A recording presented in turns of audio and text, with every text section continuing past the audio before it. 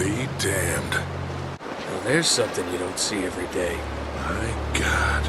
Let's check it out, huh? Uncharted Drake's Fortune is a game made by Naughty Dog. It was one of their first shooters, and was heavily popular around the world, and I'm here to review it, because I love these games, and give my voice on what I believe were good, and bad, about this PlayStation game. Now let's get to reviewing this game.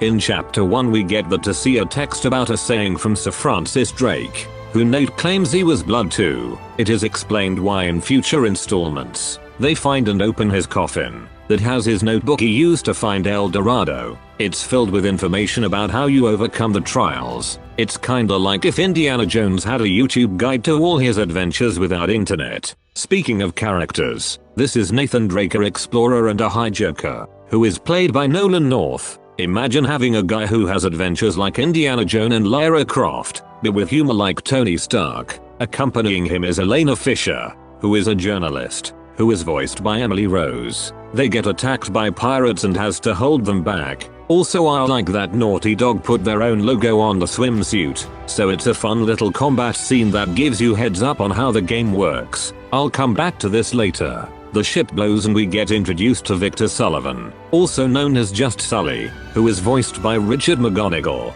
They escape the scene with Nate showing Sully the notebook, with Elena showing interest, and Sully is unsure of telling her. When he got back to England, Queen Elizabeth confiscated all of his charts and logbooks, including this one, and then swore his entire crew to silence. Yeah, so You this... see, Drake discovered something on that voyage, Sully. Something so secret and so valuable, they couldn't risk it getting out. Alright, Nate, just pretend for a minute that I don't really care about any of that stuff and cut to the chase, would you? Would say I know it was Last of Us. That changed story scripts to feel more realistic, but Uncharted wasn't far off, so Elena calls her boss, as the two leave her. Should've seen that one coming. Maybe be inside the ship if you think they may betray you. We go to Chapter 2 with it being an open grassy area. Now I want to show some moves you can do. Here's a nice rock to do it on. Now one thing that makes Nathan Drake so different from any other gun users is his ability to climb, so he has to jump high. Yeah, sometimes he can jump crazy, sometimes not. Here's a scene when I failed the jump, and what you're meant to do. Something tells me that physics goes over Nathan's head, but I'm okay with it. Now that was the X button. Now to aim is L2, and to fire it's R2, reload is R1. There's other moves to go into, but I'll explain when you're gonna need it. Also, I like the details with the water. That's something Naughty Dog is really good with. Little details like that. To climb it's the X button. It can be hard to see them, and if you press it next to a wall that you can't climb.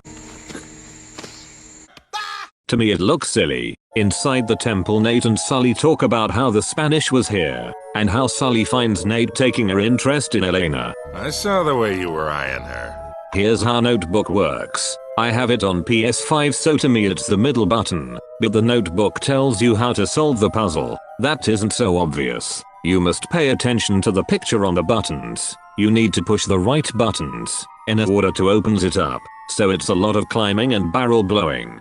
I think this is a big hint on who did this game. Of course. El Dorado, the Golden Man. They make it outside for the next chapter.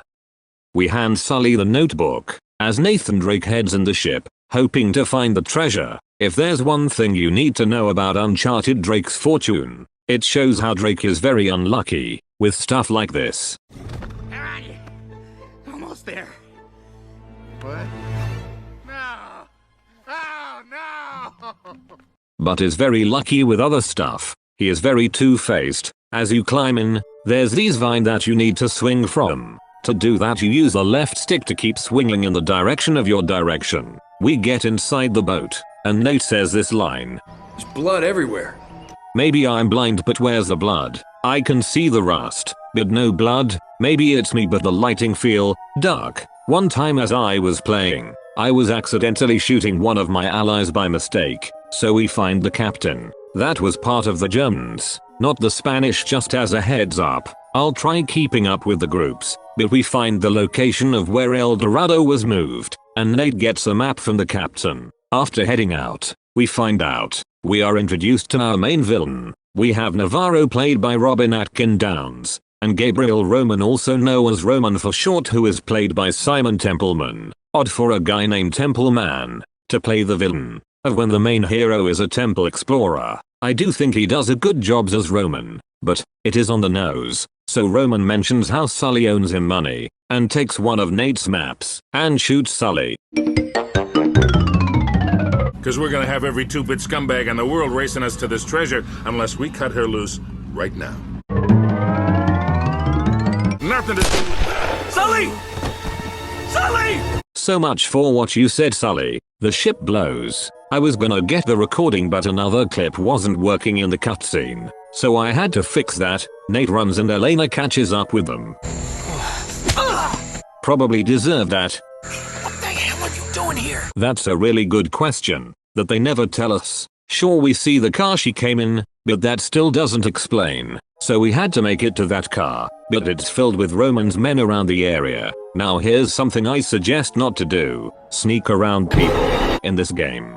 Trust me, it's so easy to get spotted, and ammo is so much more generous. I'll say to do it in The Last of Us and Spider-Man PS4. Also, you can pick up 2 sets of weapons. You press the left side to use your smaller weapon, and the right to pull out the bigger one. So we escape and go to the island. One thing I like with this old map is that it shows you events that'll happen in the future. We get on the plane, and we get fired down. And engine 2 is on fire. Don't look dull. This might get hairy. Attention! This is your captain speaking. We're crash landing. Elena jumps first, and we jump after. Now we move on chapter 4. Just for a heads up, I don't have so much to talk about the upcoming chapter's events as much as the other 3, because they're more of an action scene with guns than more story to explain. So I'll sprinkle a few stuff in them, like advice when facing the grunts. When you're fighting them, make sure to keep swapping weapons. Swap to the ones you're not gonna use until it's out of ammo, or until they're all dead around the area. I did it and it helped a lot.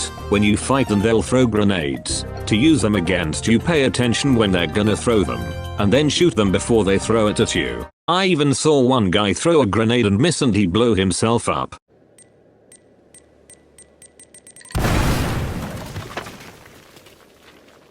I was confused at first, but found it funny that they did that. Speaking of grenades, you too can throw them, but you only can hold 4. Hold L1 and let go to throw it. Nate and Elena are separated from the fall, and Nate lost the map. Fucking whoops. And after fighting some of somebody's man, we find the plane and get back the map and move to the tower.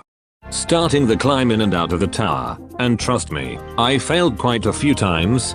Sing we now, sing for the year, sing for the left and sing for the tear. Nate finds Elena in the tower because it was where she landed.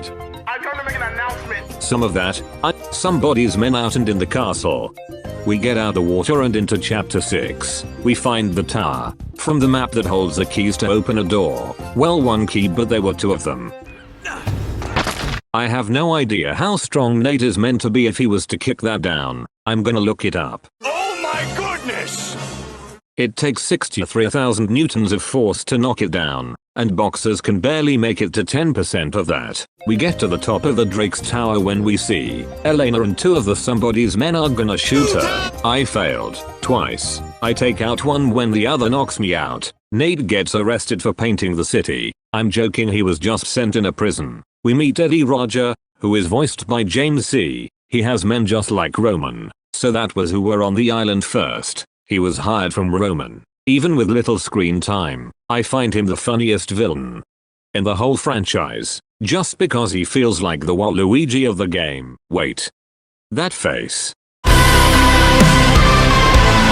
Did like how he mentioned something off about the island. I was promised treasure on this goddamn rock, and now my men are dying. They can't even go outside to take a piss without an armed guard. Like some mysterious, like some creatures we don't know, is on it. So Nate distracts Eddie for Elena to bust him out. Even when Eddie had the map, Nate instantly takes it from him. After Elena frees us, Chapter 7 is just a simple car chase scene with you on top and Elena is driving, and to use the guns you press the R1 for the machine gun, and R2 using a grenade launcher, you tilt the screen like you usually do.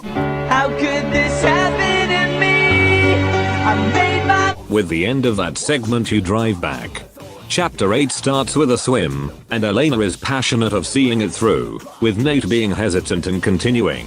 Would say, comparing the two, one is experienced, with the other only learning to use a gun in a day ago. You imagine it's the other way round. The two figures out the ships are docking near a big building with Eddie's men guarding it, so Nate uses it as a way to escape.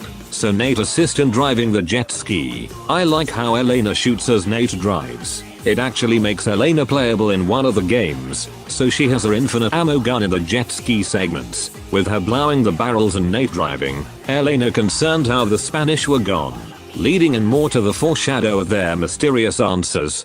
You know, I read a story once about a cursed Inca treasure. You don't suppose that... Please don't tell me you believe in that stuff. I'm just saying, something bad happened here. The whole colony doesn't just up and vanish. Nate opens the gate. The next chapter sees the same stuff. There's not a lot to say, just shooting some guys and get inside from zipping. sing we now, sing for the year, sing for the laughter, sing for the tear. Okay, I thought you're meant to jump. Okay, getting inside we open the door for Elena. Boom, baby. In chapter 10 we get more information about Nathan's ring, how it says greatness from small beginnings. Being Nate's iconic saying and other games proves it. The ring belonged to Sir Francis Drake. It even has a date before he died, the 29th of January of 1596, and map of the location for the coffin at the start of the game. And they find a book about the treasures, including El Dorado. A little bit more action until chapter 11.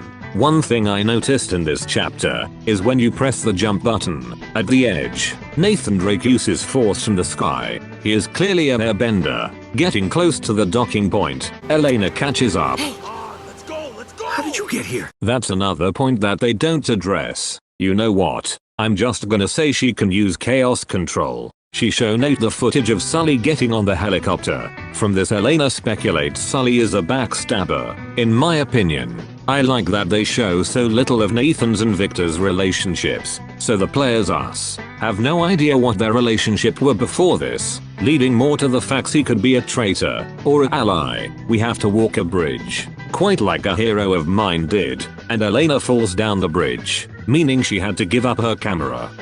Sing we now, sing for the year.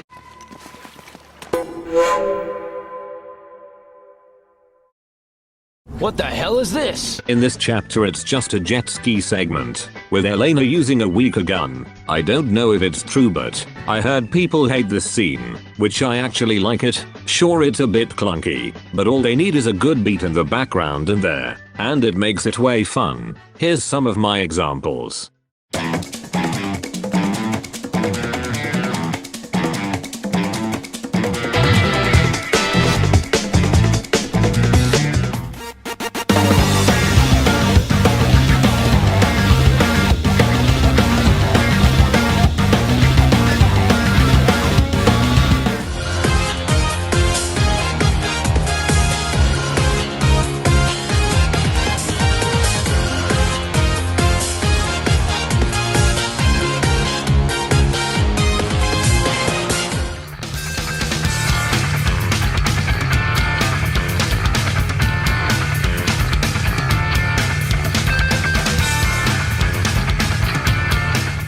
Getting to chapter 13, we're back on land, and find this. Later, we know it's not Eddie's or Roman's men.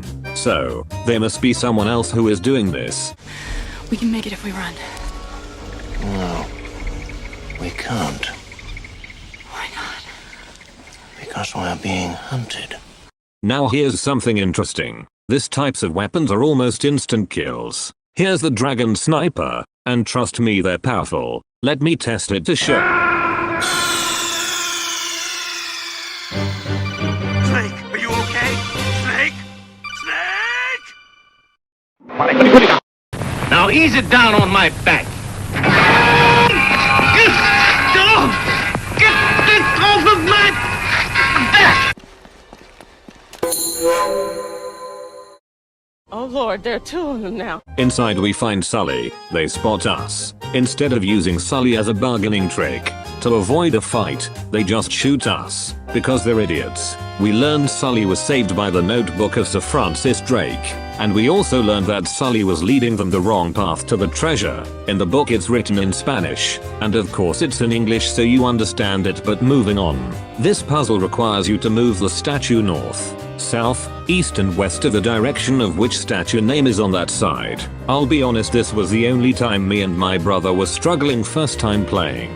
The next part requires you to open a door by turning some metal torches the other way round. Nathan Drake becomes Laurie Good and move to chapter 14.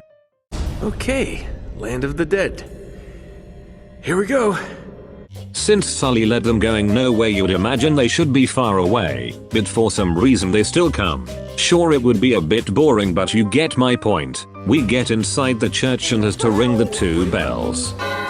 I believe you got a ring at the same time, so ring the bell, then shoot the other. We get a scene showing how Eddie is relieved of duty. Remind me again why you employed that superstitious idiot. Now here's something interesting. Chasing this treasure of yours is proving to be more trouble than it's probably worth. I assure you, El Dorado is worth more than you can possibly imagine. Navarro could be simply talking about how expensive the statue is, but as a hint, he may know something Roman doesn't about El Dorado. We continue in chapter 15, climbing the church. You need to use your body to connect these keys to open a window. You need to also find the same portrait on the window to find where you need to go next. Now I've just got to get past all these goons without getting noticed. That line should be the worst thing to hear in this game. Remember at chapter 3 I mentioned how sneaking sucks because they spot you intently. Well, here's a segment when you need to do that. After 81 tries, yes I counted, I continued on. It took me a whole hour to sneak by them. You didn't sneak by them, did you? No. Nope, not even close. It's optional, don't worry. But why say the line of it's optional? So we get inside and we are greeted to another puzzle. This one you need to pay close attention to the signs on the circles and turn them the right way round, like it shows in the book. We open a secret door with Nate pushing Sully back in because he was too slow. You know, he had plenty of time to get out. Well, I liked Sully's response after you push him back in. Yeah, fine. Still in one piece. You knocked me on my ass, though. Now we're in chapter 16. The trail has you follow Roman numerals. This was easy for me, because I know up to my millions for 5 to 6 years. The map shows 2, 5, and 7. You follow those Roman numerals and ignore the rest. But I am gonna say it is very like Indiana Jones. We find Eddie and his men, who wants us and Elena killed. We get past them and see Sir Francis Drake. Now I would point out, you do hear the snap and see the necklace split, but somehow the next shot back to Nate it's back to normal again, so he hands it to Francis Drake. Here's something I was hoping to see. I was hoping Elena would pick it up, because spoiler, she gives it to him at the end of the game. Kinda like that scene with Ellie and Sam, about the toy robot. The next chapter is when we get introduced to the people who Eddie was afraid of, and it turns out it was the Spanish. I'll explain in a sec. We help Elena up, as Eddie and his last man was with him. He goes down to a zombie-like thing. The Spanish have all became zombies. Now, I have one positive and one negative about these things. Let's start with the positive. I like the foreshadow of these things, and it's Eddie who panics about them first, which I find it poetic. That is the one who gets killed by them. Now on the negative, they're revealed too late in the story. The clickers worked for The Last of Us because they were prominent throughout the story. I think the best time would have been chapter 14. You can have the player face them instead of Roman's men, under the cave, and you can showcase them to make Navarro look even more evil, or unsure if he knows about them. But let's continue. I fell down this hole. Honestly, it was just a bit too dark. Eddie dies. We climb out, and practically do temple run. In chapter 18 we have to power the bunker up to escape. Nate goes by himself because he can jump further than Elena can, and I like how detailed the map is. Now here's how the path goes. Now it's in German so I may be wrong with the rooms. The workshop is blocked, with this path forward too, so you move right. In the laboratories, you're also blocked off from the filter room. The hospital was too, and so was the dormant room. The final room that I had to find a different shot was the kitchen. With of course the generator at the top. Get to the generator, with some annoying friends along the way. Now here, you need to turn a machine, if that makes any sense. Also I forgot to record it, but we get them coming through the pipes. Kinda like a plumber everyone knows. We turn it on and back to the laboratories. We find out Sir Francis Drake tried to stop people finding El Dorado, because of what it did to the Spanish. So one more fight with these guys and we get out. Also I got stuck there. Roman and his men has Elena now. Chapter 19 is a fight against both the Spanish and Roman's men. So not a lot to talk about. So we leave and find Sully, by where we rescued him, in chapter 20, with us going through only Roman's men, instead of the Spanish. So much for using zombies in the game. Hey Naughty Dog, now you may notice how quickly I had talked about the other 2 chapters, but they really go quick. Kinda makes me think why not stick to 20 chapters, instead of 22. Oh wait. So we get caught and Roman opens the coffin, and instantly he becomes a clicker, I mean zombie. You two should realize by now that I plan for every contingency. Are you sure about that? Turns out Navarro knows of the curse of El Dorado, and wants to sell it. Now back to that scene in chapter 14. I liked how he says to Roman, "That's it's worth more than you think." Showing us he knew it could turn people into zombies. I know people can be stupid on getting stuff sold to them, but I like to think they're not that dumb. If the statue does get out, then it would practically be Outbreak Day in The Last of Us. So Nate and Sully stop Navarro from getting the statue out. Nate jumps on top of the statue, as Elena kicks off the gunner that shoots the pilot by mistake. So Navarro has to safely land it, leading to chapter 22, the final chapter. When you face Navarro, in this boss you have to shoot his men, and he runs, but be careful, because his gun will instantly kill you, but I did figure out, he does 3 blind fires, then he fires straight at you, so be behind a crate. We get to where the helicopter crash, and it's more of a fist fight when he's open. Now I haven't talked about how you use your knuckles, but it's the square button. There's a combo being square triangle square, and here's probably the only time you'll use it. We beat him, save Elena and push the helicopter into the water, dragging both him and the coffin together. Sing we now, sing for the year, sing for Like I said earlier about the ring, Elena gives us the ring back, and Sully found some treasure for us. We sail to the sunset, and that was Uncharted Drake's Fortune. Uncharted is a game I can easily say is fun escapism, with likable characters, funny jokes and intense scenes. The story is good, not one that'll top The Last of Us, but my opinion, the cinematic scenes makes up for it. Trust me, it gets better. Wait until you see the opening of the second game. So with all said, I give the game a 7 out of 10.